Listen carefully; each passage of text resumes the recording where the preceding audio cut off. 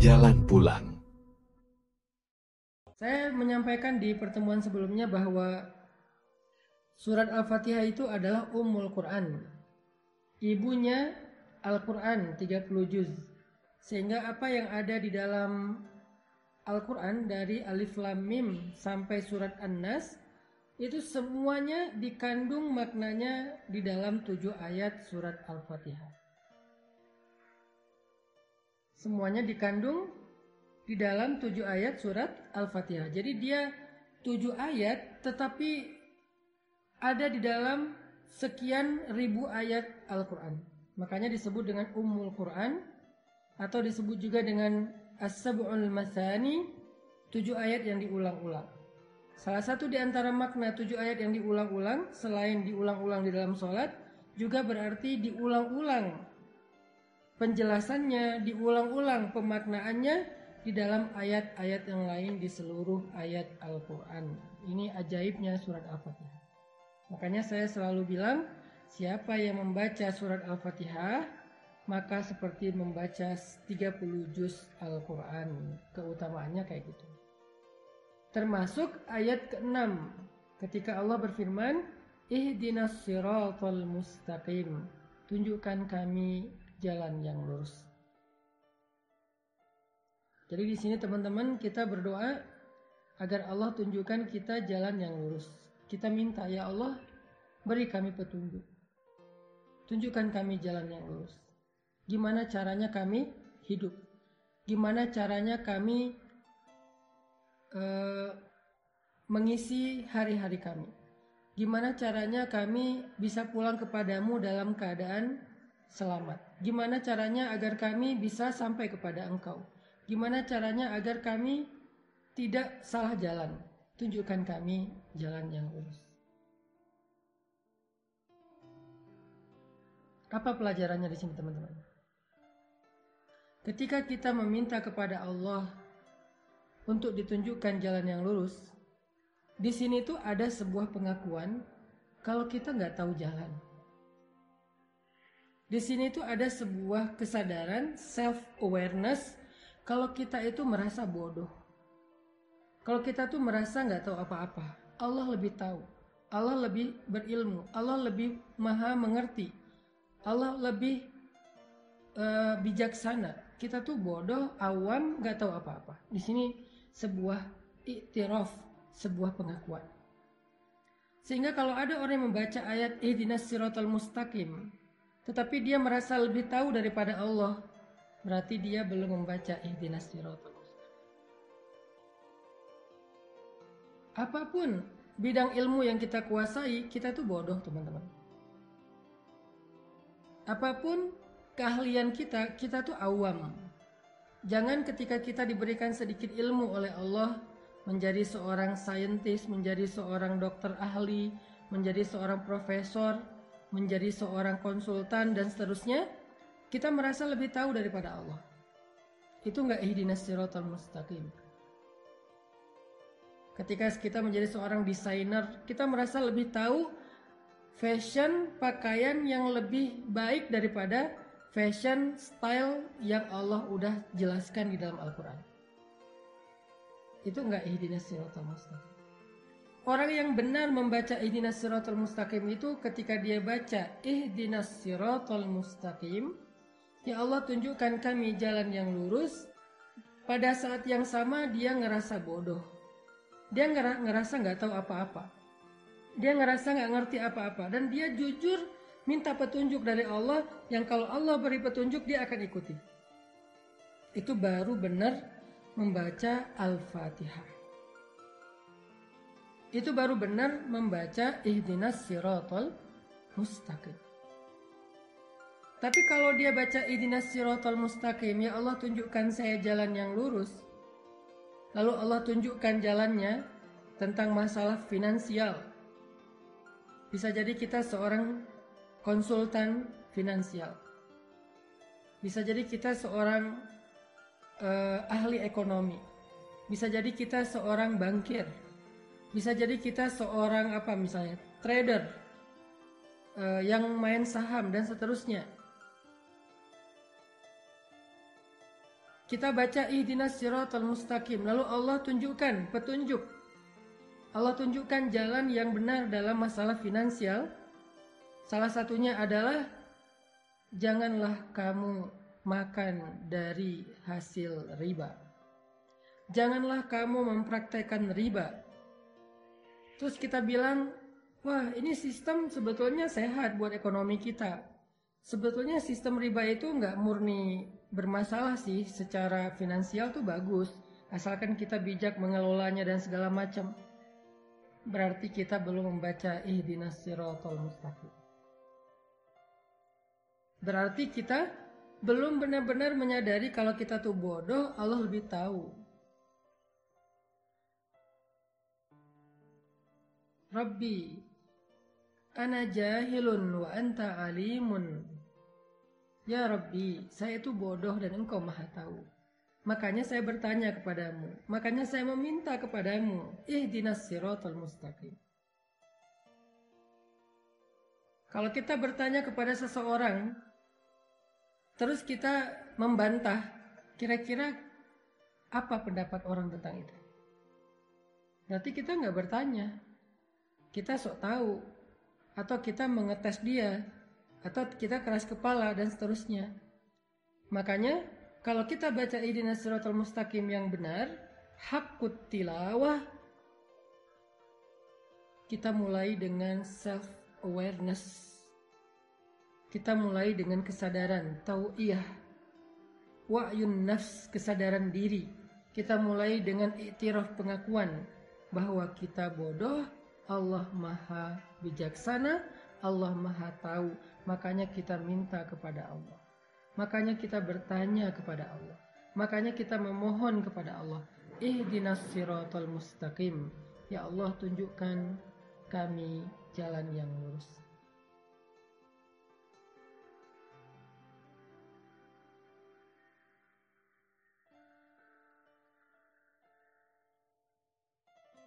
Itu poin pertama dari ihdinas siratal mustaqim. Begitu juga nanti kasus-kasus yang lain dalam kehidupan kita. Tentang parenting, tentang fatherhood, tentang super mom, tentang ibu, tentang ayah, tentang orang tua kepada anak harusnya kayak gimana. Allah udah ngasih kita beberapa guidance, cara mendidik anak yang paling baik. Terus kita sebagai konsultan parenting, konsultan pendidikan anak, nggak mau percaya dengan pendidikan, dengan konsep pendidikan atau petunjuk pendidikan yang ada di Al-Quran, bahwa mengajarkan Al-Quran dari kecil, mengajarkan sholat dari kecil, dan seterusnya. Kita nggak percaya. Kita lebih percaya dengan kurikulum buatan kita sendiri, atau buatan manusia, atau buatan para ahli katanya. Berarti kita belum benar-benar punya self-awareness saat membaca ihdinas siratal mustaqim. Apapun tentang kehidupan kita, Allah lebih mengerti daripada kita. Para psikiater, para psikolog, ketika mendapatkan seorang pasien, seorang klien yang punya penyakit mental illness, sakit mentalnya, lalu Allah Subhanahu wa ta'ala memberikan solusi di dalam Al-Quran, yaitu dengan memperbanyak salat, sedekah, dan zikir. Di dalam surat Al-Ma'arij, manusia itu halu'a, jazu'a, manu'a, labil intinya. Illal musallin, kecuali orang yang salat dan dawam dengan salatnya. Artinya memperbanyak salat-salat sunnah, ada terapi ibadah. Dia nggak mau menyarankan terapi spiritual, karena dia nggak percaya dengan spiritual healing. Dia lebih percaya dengan psikologinya, dan psikologinya berasal dari Sigmund Freud, bukan berasal dari Al-Quran. Bahkan kadang-kadang bertabrakan teorinya. Berarti dia belum membaca ihdinas siratal mustaqim. Dia merasa lebih tahu daripada Allah. Padahal Allah bilang, wallahu ya'lamu wa antum la ta'lamun. Allah lebih tahu dan kalian tidak tahu. Huwa a'lamu bikum idh ansha'akum minal ard wa idh antum ajinnatun fi butuni ummahatikum. Dia lebih tahu daripada kalian sejak kalian diciptakan dari tanah, atau kalian masih janin di dalam perut ibu-ibu kalian. La tuzakku anfusakum. Jangan merasa sok tahu, merasa udah paling pintar, kata Allah. Jadi poin inti dari ihdinas siratal mustaqim yang pertama adalah kita membaca kalimat doa ini, membaca ayat ini sambil membangun wa'yun nafs, membangun self awareness, kesadaran dalam diri kita. Kesadaran tentang apa? Nahnu juhala wallahu alimun. Kita ini jahil, kita ini bodoh, dan Allah itu maha tahu. Kita baca ayat ini, baca doa ini dengan sebuah iktiraf, dengan sebuah pengakuan, dengan sebuah keyakinan bahwa kita itu butuh Allah untuk menunjukkan jalan hidup kita. Sehingga nggak boleh kita merasa lebih tahu dari Allah. Baik masalah pribadi kita dalam hidup, maupun masalah keluarga, atau masalah sosial, masalah bangsa, masalah politik, masalah ekonomi, masalah dagang, masalah sains, apapun, dari yang paling kecil sampai yang paling besar, kita merasa diri kita bodoh dan Allah itu yang maha tahu. Kita merasa diri kita itu awam dan Allah maha bijaksana. Sehingga kita meminta dengan sungguh-sungguh dan tulus, ihdinas siratal mustaqim. Ya Allah, tunjukkan saya jalan yang lurus. Tunjukkan saya jalan untuk mendapatkan jodoh yang Engkau ridhoi. Kata Allah, la taqrabuz zina, jangan pacaran. Kok la taqrabuz zina terjemahannya jangan pacaran? Ya, karena pacaran itu adalah langkah-langkah mendekati perzinaan. Mungkin nggak nikah menjadi perzinaan? Nggak mungkin, karena nikah itu justru menutup pintu zina. Nikah menutup pintu zina. Karena orang yang melakukan hubungan suami istri setelah menikah nggak disebut berzina, disebut malah di sisi Allah. Jadi menikah menutup pintu zina, sedangkan pacaran membuka pintu zina. Ada yang sampai masuk ke dalam jebakan syaitan itu dalam banget, jebakan syaitan itu jauh banget. Ada yang masuknya setengah, ada yang masuknya di depan. Pokoknya dia membuka pintu dosa besar. Sehingga Allah mengatakan la taqrabuz zina. Saya menerjemahkannya dalam bentuk tafsir, jangan pacaran. La taqrabuz zina, jangan pacaran. Kita bilang enggak kok, pacaran enggak gitu, enggak akan membuat kita sejauh itu. Saya ngertilah, saya insya Allah sanggup menjaga diri dan segala macam. Saya percaya kok sama anak saya percaya kok sama pasangan saya dan segala macam. Siapa yang lebih tahu, kita atau Allah? Siapa yang lebih mengerti, kita atau Allah? Sehingga kita balikin lagi kepada surat Al-Fatihah. Ihdinas siratal mustaqim. Tunjukkan saya jalan yang lurus ya Allah. Kata Allah dalam urusan jodoh, la taqrabuz zina, jangan dekati zina. Kalaupun itu menjadi jodohmu, maka kehilangan berkah. Nanti banyak masalah. Atau kalau kamu punya masalah, Allah nggak akan terlibat dan membantumu. Tapi kalau kamu meninggalkan pacaran, kemudian dapat jodoh, ada masalah, Allah terlibat di dalam membantu masalah keluarga. Allah pernah terlibat membantu Hafsah radhiyallahu anha ketika ada masalah dengan Nabi. Terlibat dalam membantu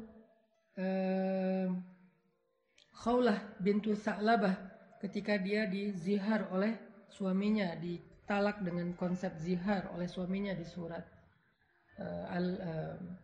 Al-Mujadilah. Allah membantu Hafsah di surat At-Talaq. Allah membantu Sayyidah Aisyah di dalam surat At-Tahrim, dan banyak lagi ayat-ayat Allah terlibat membantu permasalahan rumah tangga Nabi dan para sahabat. Kenapa Allah sampai turun tangan dalam masalah rumah tangga?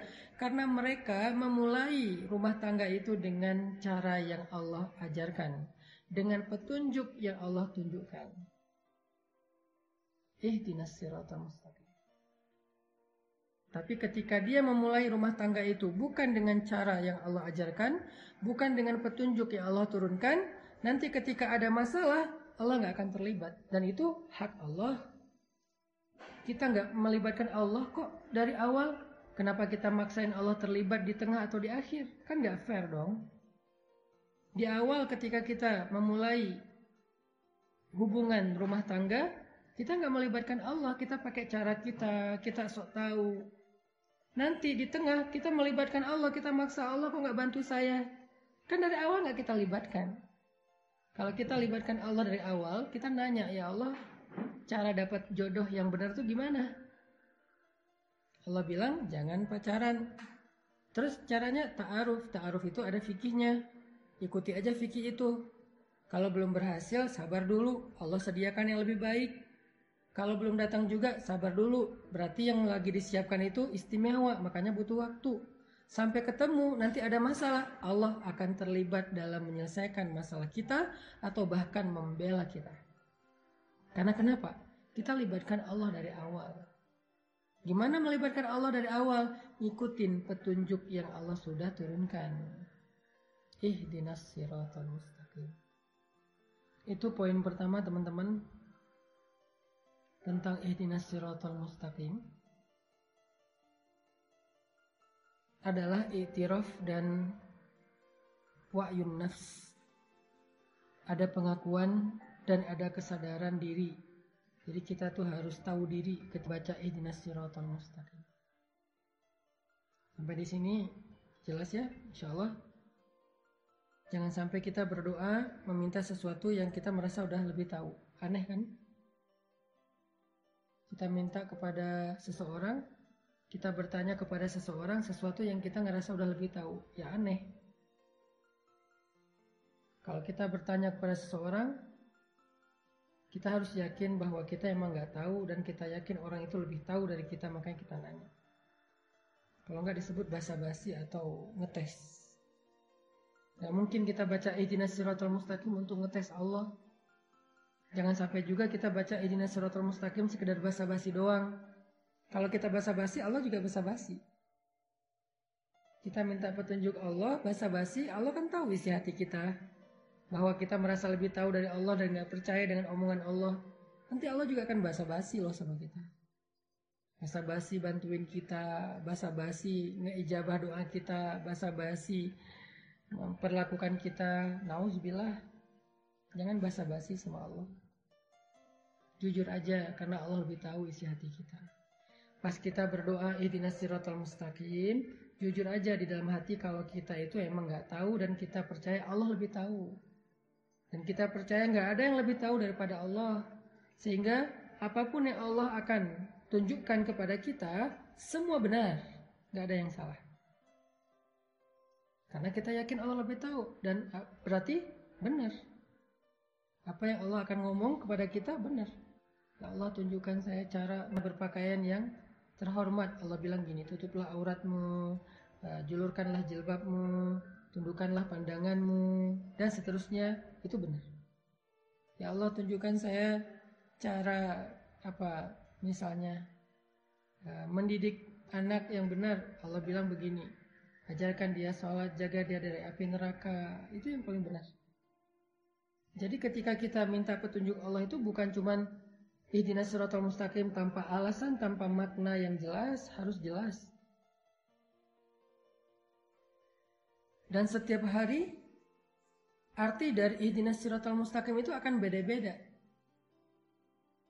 Setiap hari arti dari ihdinas siratal mustaqim kita beda-beda.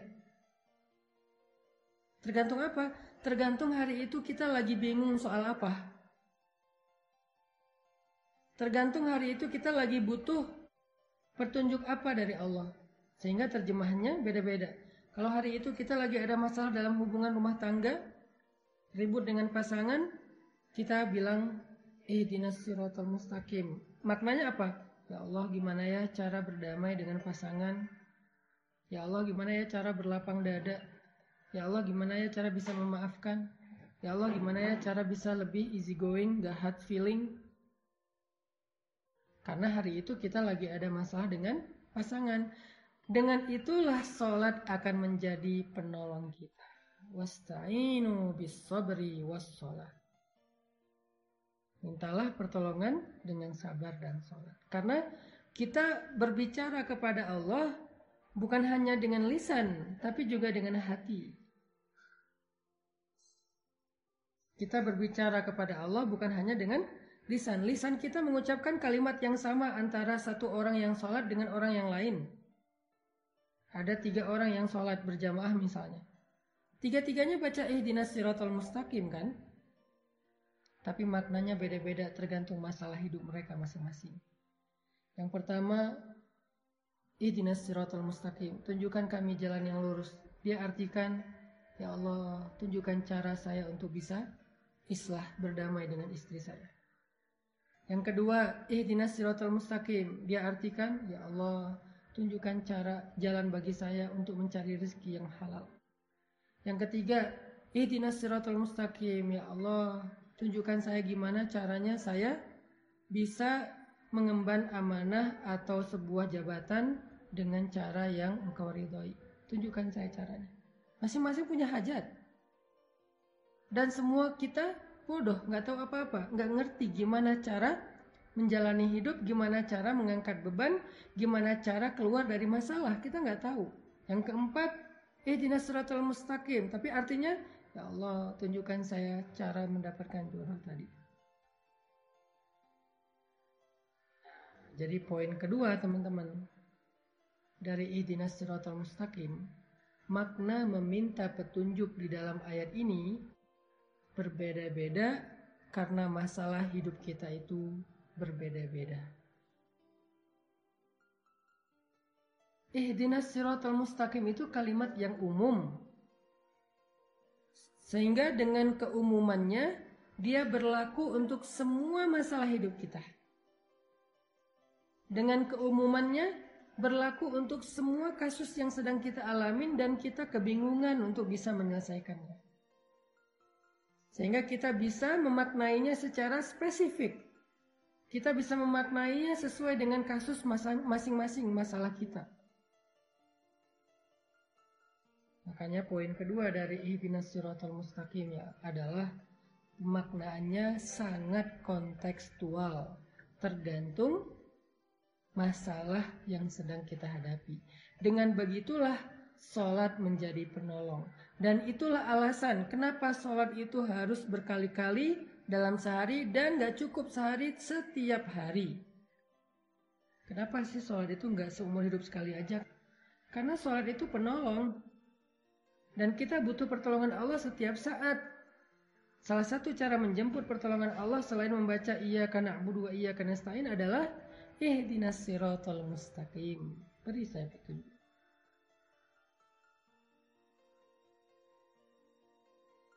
Memangnya setiap hari kita pede banget bahwa kita tahu aja semua masalah hidup kita, jalan keluarnya gimana? Enggak kan? Makanya kita minta sama Allah setiap hari. Ya Allah, tunjukkan saya jalan keluar. Ya Allah, beri saya ide. Ya Allah, beri saya wawasan, gagasan. Ya Allah, beri saya pemahaman. Ya Allah, beri saya kebijaksanaan. Ya Allah, kasih tahu saya dong gimana nih cara nyelesain masalah ini, dan seterusnya. Dengan kalimat ihdinas siratal mustaqim.